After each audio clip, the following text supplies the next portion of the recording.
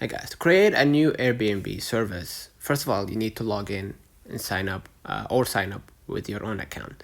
Then select become a host right here at the top. All right. So what we're gonna do, we're gonna just go ahead and they were gonna ask us, what would you like to host? Home experience service. So we're gonna select service. Scroll a bit down, hit next. Okay. And which service will you provide? Okay. Here where it's gonna be crucial to select, crucial for you to select. Right. Let's say I'm a chef. Okay. And I'm gonna enter the city that I'm living. Right, let's say Riyadh. Head next, and as you can see right here, it says they don't have any openings for chef near you, but please check back soon.